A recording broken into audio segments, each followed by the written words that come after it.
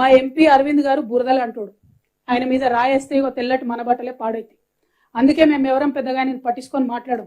అంతేగాని ఆయన ఏదో పెద్ద వీరుడో శూరుడో అని కాదు.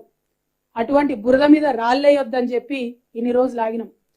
కానీ నిన్న ఆయన ఒక మాట మాట్లాడిండు. నేనట కాంగ్రెస్ పార్టీ ఖర్గే గారితో మాట్లాడి కాంగ్రెస్ పార్టీలోకి పోతానట. ఆయన కలవడ్డదో మరి ఎవడు చెప్పిండు, ఆయన ఏమంటుండు, ఎవడో కాంగ్రెస్ సెక్రటరీ చెప్పిండట. అంటే ఏంది విషయం? నువ్వే వాళ్ళతో టచ్లు ఉన్నావు, నేను లేను. నీకేం పని కాంగ్రెస్ సెక్రటరీతో? నువ్వు బీజేపీలో ఉన్నావు కదా ఎంపీ, నీకేం పని? కాంగ్రెస్ సెక్రటరీ నీకెందుకు చెప్తాడు? నువ్వు నా మీద ఎట్లా చెప్తాడు ఆయన నీకు? అంటే నువ్వు ఎన్నికలలో వాళ్ళకి పైసలు ఇచ్చినావు కాబట్టి, ఎన్నికలలో కాంగ్రెస్ పార్టీ నువ్వు కలిసి పనిచేసారు కాబట్టి, నిజామాబాద్ జిల్లాలో ఏ చిన్న నాయకుడిని అడిగినా చెప్తారు కంప్లీట్లీ సరెండర్డ్ కాంగ్రెస్ పార్టీ అక్కడ ఎన్నికలలో. కాబట్టి ఇవాళ అరవింద్ అనేటోటి వాళ్ళ పార్లమెంట్కి పోయాడు. మా నిజామాబాద్ ప్రజల కర్మ, దురదృష్టం, మన తెలంగాణ ప్రజల దురదృష్టం. నేను ఇవాళ ఒకటే మాట చెప్తా ఉన్నా, కాంగ్రెస్ పార్టీ కాదు, ఇంకో పార్టీ కాదు, నా బతుకు నా పుట్టుక తెలంగాణ. తెలంగాణ పేరు లేని, తెలంగాణ వాసన లేని పార్టీలతో నాకేం సంబంధం ఉంటుంది? నాకెందుకు ఉంటుంది? ఇటువంటి పిచ్చి పిచ్చి మాటలు మాట్లాడి ప్రజల మీద ఏదో కన్ఫ్యూజన్ క్రియేట్ చేయాలి, నా మీద ఏదో అబండాలు వేయాలని చెప్పి ఎంపీ అరవింద్ ప్రయత్నం చేస్తే, నేను ఇంతవరకు 2006లో నేను ఇంట్లోకి వెళ్ళి బయటకు వచ్చి ప్రజా జీవితంలోకి వచ్చినా అంటే 2006 నుంచి 2022 వరకు ఏ ఒక్క వ్యక్తిని కూడా నేను పర్సనల్గా తిట్టలేదు. ఎప్పుడు ఇష్యూ మీదనే మాట్లాడినా. చాలాసార్లు విలేకరులు మిత్రులు అడుగుతారు, కొద్దిగా టెంప్టింగ్, అక్క ఇట్లా మాట్లాడు అట్లా మాట్లాడాలి. నేను ఒకటే చెప్పిన, ఇష్యూ మీద మాట్లాడతా బ్రదర్, నేను వ్యక్తుల మీద మాట్లాడాలి. కానీ వాళ్ళ వ్యక్తి మీద వ్యక్తిగతంగా చెప్తున్నా నేను. అరవింద్ గుర్తుపెట్టుకో, ఇంకోసారి నా గురించి పిచ్చి పిచ్చిగా మాట్లాడితే నిజామాబాద్ చౌరస్తాలో చెప్పుతో కొడతా, మామూలు కూడా కాదు. తమాషాలు అవుతున్నాయా చూస్తూ ఊరుకుంటుంటే? భాష లేదు, పద్ధతి లేదు, మాట లేదు, మంతి లేదు, కేసీఆర్ గారు గౌరవం లేదు, ఇంకోరు లేదు.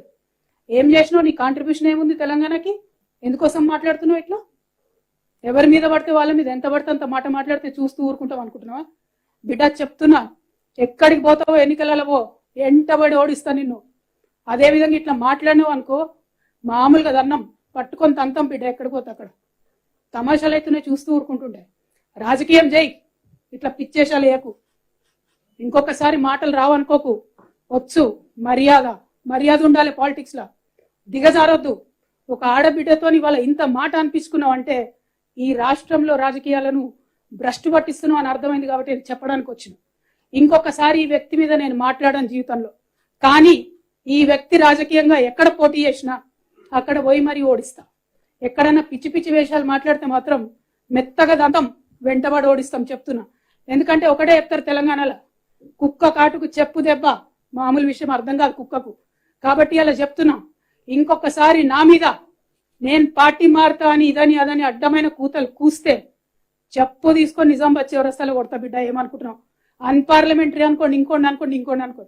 16 సంవత్సరాలు ప్రజా జీవితంలో చాలా ఓపికతో పేషెన్స్ తో ఉన్నటువంటి నన్ను ఇవాళ ఇంత మాట నా చేత అనిపించిందంటే వాడు ఎంత చీప్ ఫెలోనో మీ అందరూ ఆలోచన చేసుకోండి. తెలంగాణ ప్రజలకు నేను క్షమాపణ చెప్తున్నా ఇట్లా మాట్లాడుతున్నందుకు. కానీ తప్పక ఆవేదనతోని, బాధతోని, ఒక ఆడబిడ్డనైనా రాజకీయాల్లో డిగ్నిఫైడ్గా ఉండాలి. నన్ను చూసి 10 మంది ఆడపిల్లలు రాజకీయాల్లోకి రావాలనుకున్నా, కానీ ఎవరు కూడా వెనక్కి పోవద్దు అనుకున్నా నేను. కానీ వాళ్ళు ఇట్లా మాట్లాడాల్సి వచ్చినందుకు బాధతో మాట్లాడుతున్నా. ఇవాళ ఇంకో విషయం కూడా నేను చెప్తున్నా, అడగండి ఖర్గే గారిని. ఇంతమంది ప్రెస్ మిత్రులు ఉన్నారు కదా, నేను ఫోన్ చేసిందేమో అడగండి ఖర్గే గారిని. ఖర్గే గారు మాకు పార్లమెంట్లో తెలుసు, మా లాంటి ఫస్ట్ టైం పార్లమెంట్ మెంబర్లు అందరినీ కూడా దగ్గరికి కూడేసుకొని మాట్లాడి ఆయన అనేక విషయాలు చెప్పేటోడు. ఫ్రెండ్షిప్ ఉంది, అందరితో ఉంటుంది, 100 మందితో ఉంటుంది. నీలాగా పిచ్చోళ్ళతో ఎవరు మాట్లాడరు. మంచోళ్ళతోని, పాలిటిక్స్ లా పొలైట్గా ఉండేటోళ్ళతో అందరు మాట్లాడతారు. ఇంకొకసారి మాత్రం లైన్ దాటితే ఊరుకోము, కొట్టి సంపుతామని కూడా ఈ సందర్భంగా చెప్తాను. నీ అయ్య ప్రెస్ మీట్ పెట్టి నువ్వు భారతీయ జనతా పార్టీలో చేరుతున్నావు అని చెప్పిండు కదా, నీ అయ్యని కొట్టినావా? అదే చెప్పు తీసుకొని నీ అయ్యని కొట్టరా? అదే ఒకసారి చూస్తాం, మేము కూడా సంతోషపడతాం. మేము కొట్టలేకపోతున్నాం, కనీసం బిడ్డను పోయి కొట్టగలిగిందని నిన్న అరవింద్ అన్న క్లియర్ గా చెప్పిండు, లెక్కపత్రంతో సహా వచ్చిండు, ఏం కథ ఏం సంగతి అని. దానికి ఒక్కళ్ళు నోరు మెదపలేకపోయారు. ఈ రోజు ఏంది నిన్ను అన్నందుకంటే ప్రెస్ మీట్ పెట్టింది తైతక్క.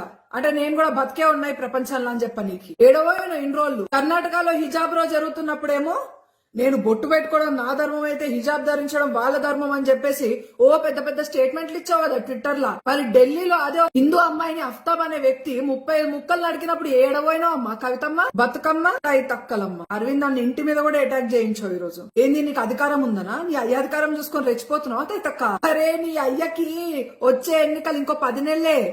వచ్చే ఎన్నికలు ఉంటాడు విక్తాడు కూడా మీ అయ్యకే కాన్ఫిడెన్స్ లేదు. అరే తైతక్క, నువ్వు పార్లమెంట్ పోయే ముచ్చట పక్కన పెట్టు. 10 రోజులు అయితే నువ్వు నీ ఇంట్లో ఉంటావు లేదా నీకే తెలియదు. సిబిఐలో వేసుకొని పోతారు, జైలు ఉండాలి. జైల్లో నువ్వు నీకు అర్థమైతలే నీ ముచ్చటేందో. అరే నువ్వు ఓడిపోతే ఇక పరువు ఇజ్జత్ వీకింది మీ అయ్యది. ఏం హాయ్ ఫ్రెండ్స్, మా టుడే టుమారో యూట్యూబ్ ఛానల్ చూస్తున్నందుకు చాలా థ్యాంక్స్. మరిన్ని లేటెస్ట్ వీడియోస్ కోసం వెంటనే సబ్స్క్రైబ్ చేయండి.